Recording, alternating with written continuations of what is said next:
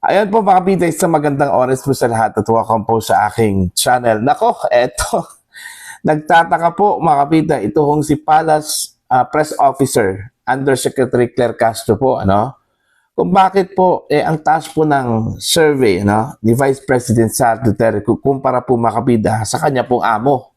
Ito hong si Pangulong Ferdinand Bongbong Marcos, po. Bakit po siya nagtataka? Kasi unang-una po, matagal naman po talaga, na bagsak yung ratings po ng kanyang amo, Okay? Ilang surveys na po at ilang survey firms ang nagpatunay, na bumagsak po yung ratings po, ng kanyang amo mula sa trust papunta doon ho sa performance rating, po, mga kabida, Eto, babasahin ko lang po itong article ng Ang Balita Ngayon, po.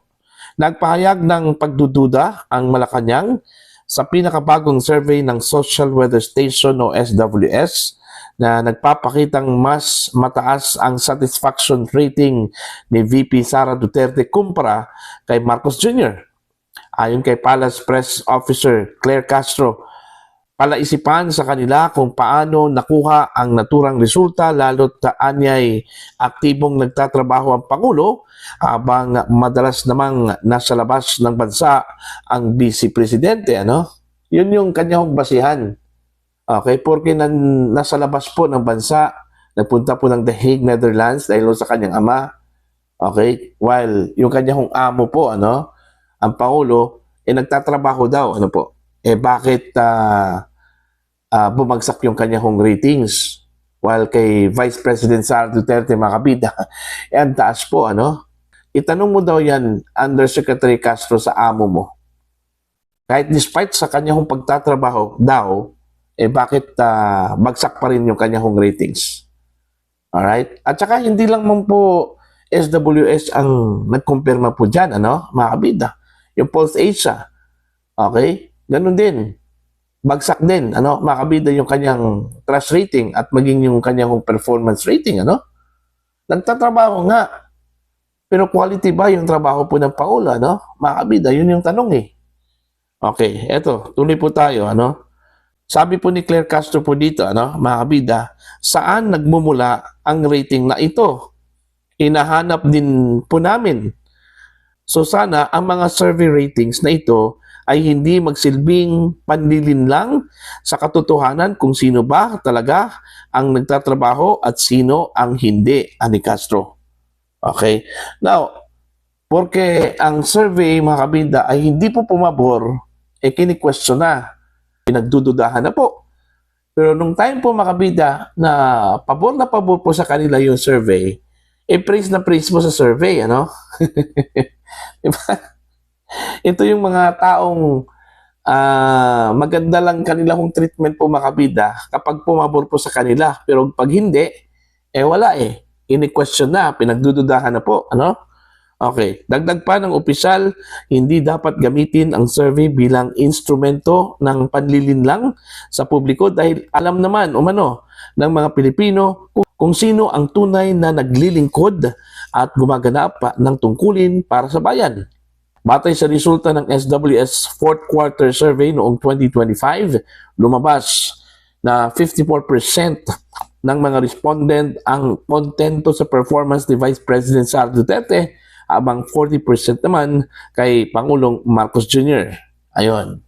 So doon po siya nagtataka, bakit 54% po itong si Vice President, hindi daw siya nagtatrabaho mga kabida, Nandun po sa The Hague parate, itong si VP Sara, While itong si Pangulong Marcos, sub-sub po sa trabaho, walang tulog, mga kabida, Okay, bakit ganun po ang resulta?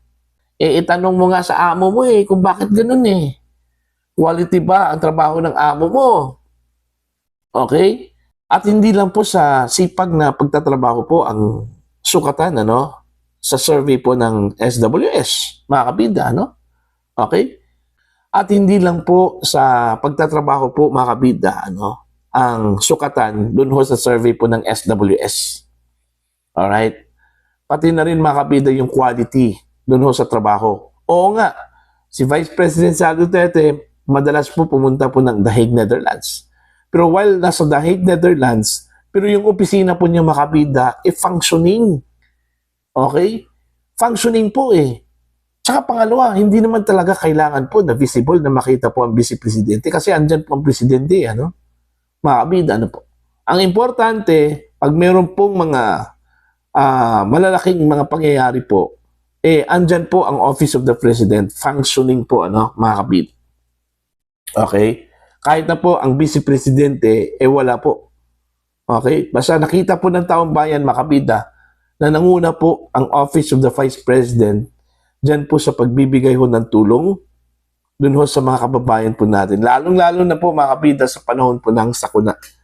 Okay? So, kung titingnan po natin, ano? Okay, ito, magandang barometer po ito, ano?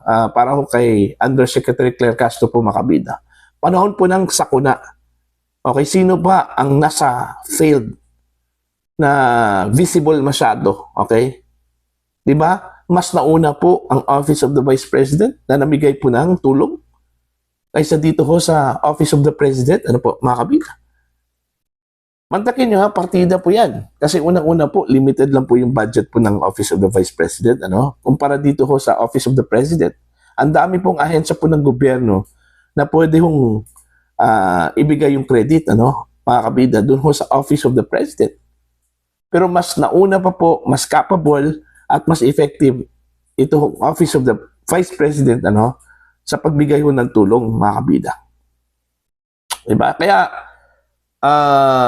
madalas po, ano, sasabihin po ng mga tao na okay po si Vice President Sara Duterte, ano, mga kabida. Hindi naman po kailangan na personal na makita po ng taong bayan ang leader. Ang importante doon, mga kabida, na yung kanyang opisina, ano, nagdi-deliver po. Yun po, hindi po ang presensya po ng leader, kagaya ho ni Pangulong Marcos, hindi kaya ni Vice President Sara Duterte, ano, mga kabida. Basta ang importante po doon, na satisfied ang tao sa ginawang hakbang o aksyon po ng gobyerno. Alright? Pag once nangyari po yan, satisfied po ang taong bayan, mga kabida. Kahit na po hindi po nila nakita ang Pangulo. Okay? Personal, mga kabida. Okay? Makikredit na rin yan, ano? Kay Pangulong Ferdinand Bongbong Marcos. Okay? Ganun lang po yun, mga kabida, ano? Hindi porke na nagta-travel po ang Vice Presidente, ano? Sa The Hague. Madalas po siya sa The Hague. Hindi na po nagtatrabaho po ang Vice Presidente. Hindi. Mali po si Jose Castro, mga kabida. Alright? So, hindi po dapat siya magtataka. Kasi ang daming factors kung bakit ganun po ang resulta po ng survey. Unang-una po, issue po ng corruption. May ginawa ba ang Pangulo? Nag-imbestiga nga eh. Pero meron bang nakulong? Okay, hanggang ngayon wala pang nakulong na malalaking isda, ano, mga kabida. Oh, yung sinabi po nila na nakulong na po si Bong Revilla.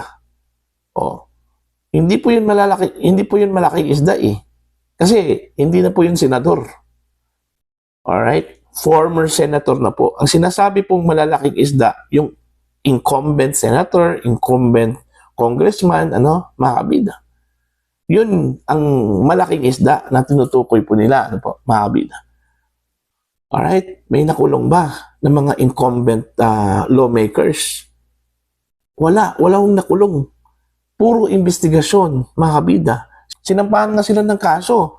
Pero hanggang preliminary investigation pa po, ano? Okay? May mga malalaking isda po, mga kabida. Alright?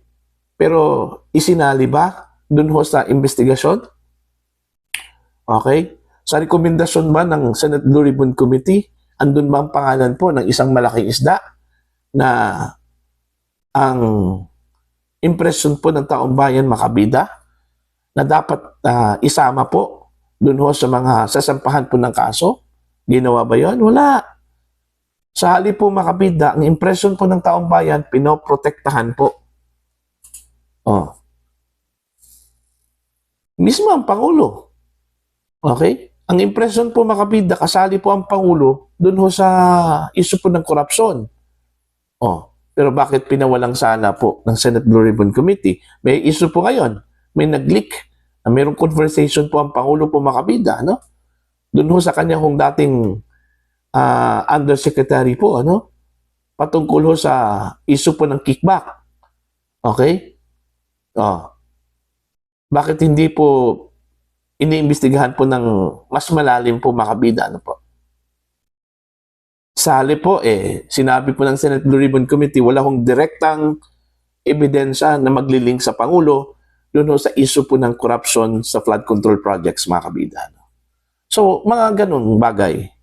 Isa din yan sa mga binibilang po ng mga kababayan po natin, ano? Alright? Diba? May mga pangako ang Pangulo na hindi ho natupad, ano? Part po yan sa performance ng Pangulo, ano? Oh. Tapos sasabihin po ni Undersecretary Claire Castro bakit mababa ang ratings ng Pangulo, ano? Bakit mataas si VP Sara? Ang daming factors nga Okay, uulitin ko po, hindi lang po yung visibility po ng isang tao na nakita ko na nagtatrabaho po makabida, hindi lang po 'yon. Ang daming factors na kinukonsidera po ang taong bayan para sabihin po nila makabida na maganda po ang performance ng isang leader po ng ating bansa. Katulad ng po ng presidente at ng vice-presidente. Ano? Ganun lang po yun, mga kabida. Okay? So, dapat hindi ho magtataka ito kung si Jose Castro, mga kabida, kung bakit mataas ito kung si VP Sara at bumagsak ito kung performance rating po ni Pangulong Ferdinand Bongbong Marcos, mga kabida. Para po sa inyo, ano po ang inyong opinion at pananaw? Please comment down. Sa mga hindi pa po subscribers sa channel, please subscribe, just click the subscribe button, click the notification bell, click all para updated po kayo makabida sa aking mga uploads. Maraming salamat po sa inyo lahat.